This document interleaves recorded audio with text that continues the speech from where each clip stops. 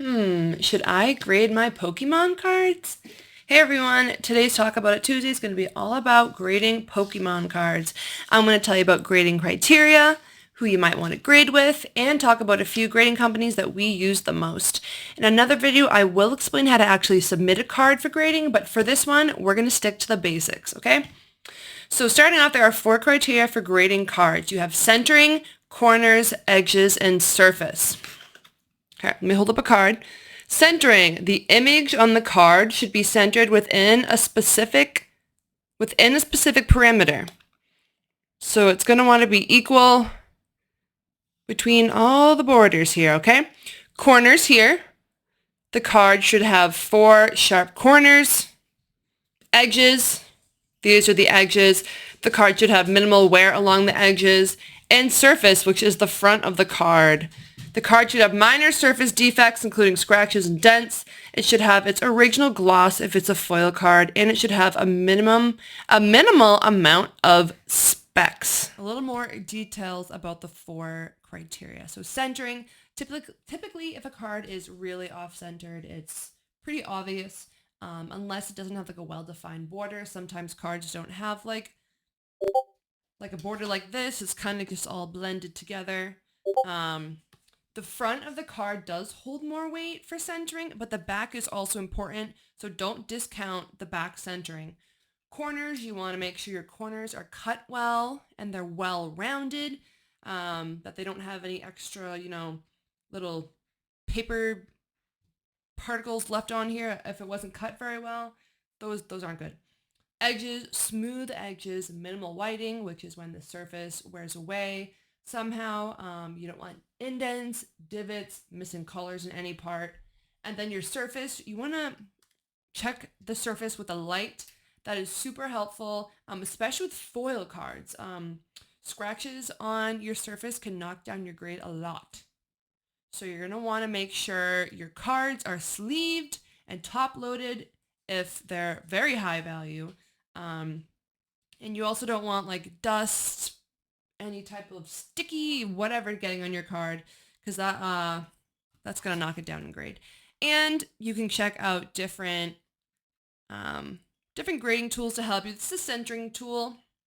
You put on top of your card and it gives you like different parameters for if it's a centered card or not. So those are super helpful as well. Cards are graded on a scale of 1 through 10. PSA and Becket are the grading companies that we use the most. So those are going to be the ones I'm talking about today. PSA grades 1 through 10, and half grades are super, super rare with PSA, so you're not going to see those a lot. But with Becket, they grade 1 through 10 with half point grades.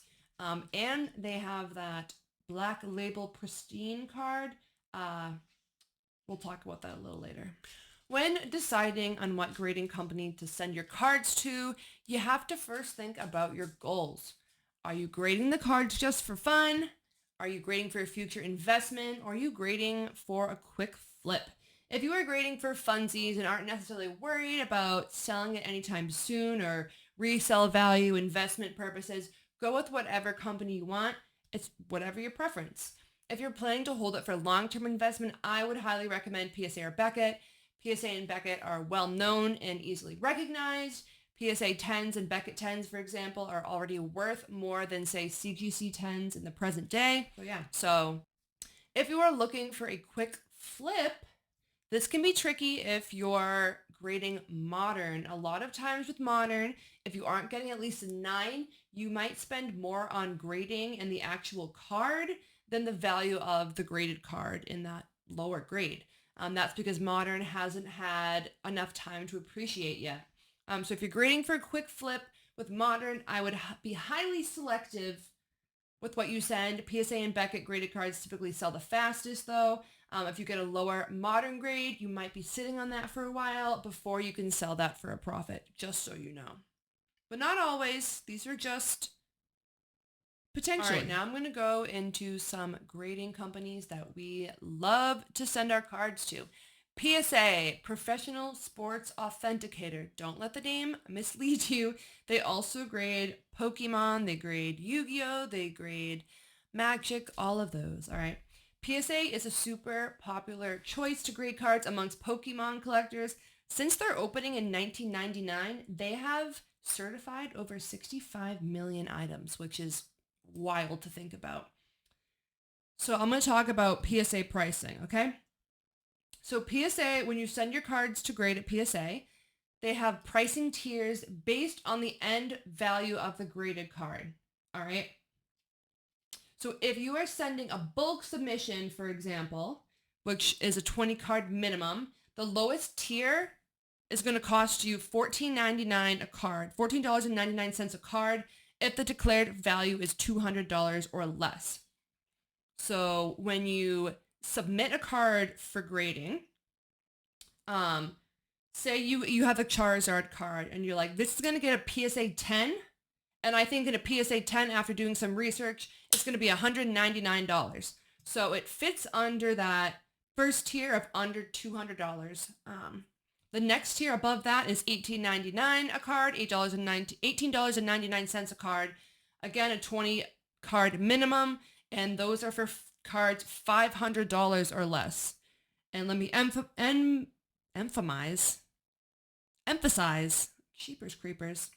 The $500 or less is the value of what you think the card will get graded. You think that Charizard is going to be $450 in a PSA 10. So you're going to purchase it in for that tier. All right.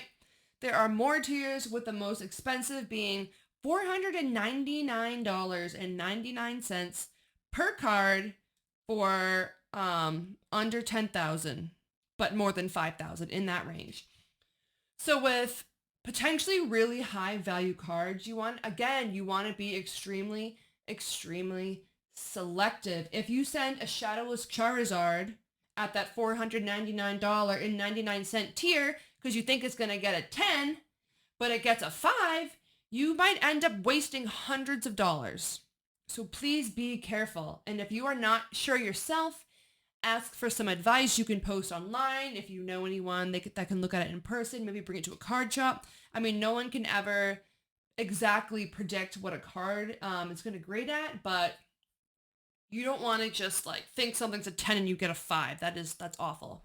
The tiered pricing is one gripe we do have with PSA, but we still use PSA a lot to grade.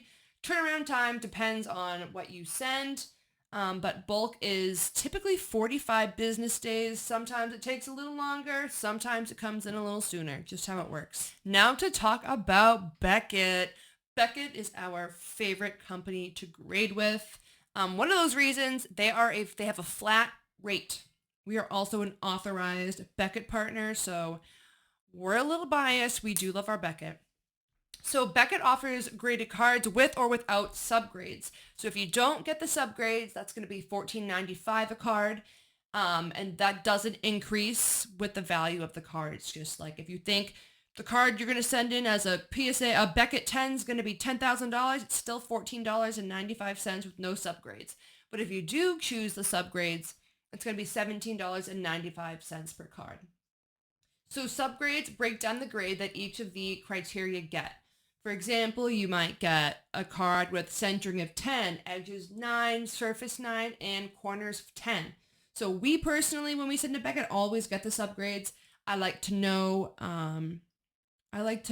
like what my card got. You know, I think that's something I don't like about PSA is when you get a card back and you think it's going to get a 10 and it got an 8, you're like, well, why? Did they think, the centering was off? Did they find a scratch on the surface? So I like the subgrades because I don't like to not have information.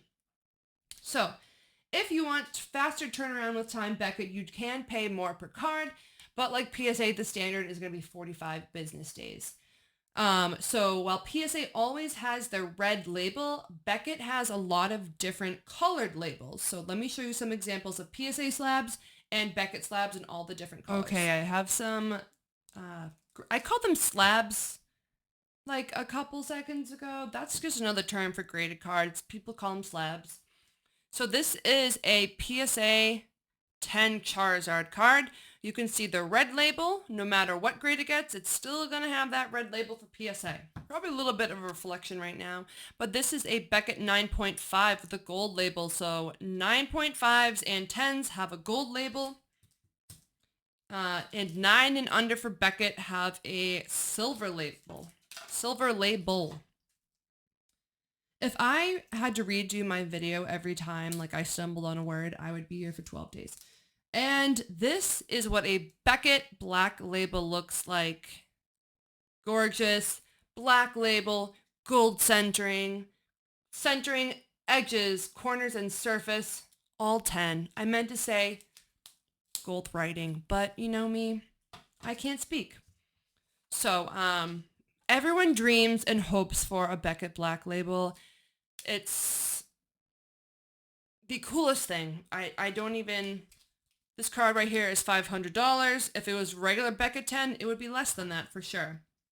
So the black label was introduced in 2014. It's reserved for graded cards that get 10s in all 4 subgrades. So centering, corners, edges, and surface. That means it is an absolute pristine card, perfect in every way, okay?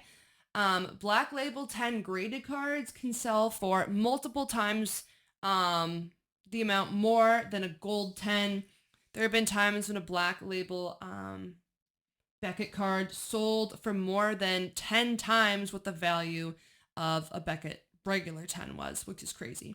And you can these are only rewarded to modern cards, so anything after 1980. Yes, Pokemon was not around in the 80s, but sports cards were, so that's what that applies to. Something you should know, Becket is a tough grader. They hand out far more 9.5 grades than 10s and even way less black labels. So far with Becket, we've submitted 150 Pokemon cards. We've only received 2 black labels. So last, I have a couple of things to think about. Grading popular characters, okay? Pikachu, Eevee, Charizard, the most well-known Pokemon. That increases the likelihood that they'll age well. More niche Pokemon may not age as well. But if you want to grade all the, for example, vanillish cards, all the power to you. There's absolutely nothing wrong with grading whatever you want to grade. So we just used PSA and Becket as examples because they are the companies we work with the most. And like I said before, we are an authorized Becket partner. However, there are many other grading companies out there. So do some research on your own and see which company is going to be the best one for you. And the last thing I'm going to say about grading cards is when you're picking a grading company to go with, make sure that the graded card is going to be appealing to you, okay? If you really hate PSA red labels, then don't go with PSA. If you really hate Becket silver labels, don't go with Becket. Go with something that if it's on a display, you're going to enjoy looking at. You're not going to be like, oh, I wish that wasn't red. Ooh, I wish that label wasn't silver. Don't do that to yourself, okay? Okay. So that's going to wrap up today's Talk About It Tuesday about should I grade my Pokemon card? We will be creating a video on another Talk About It Tuesday in the future about how to actually submit cards for grading. The whole process start to finish. But anyways, I hope you have a lovely Tuesday and I will see you next Tuesday.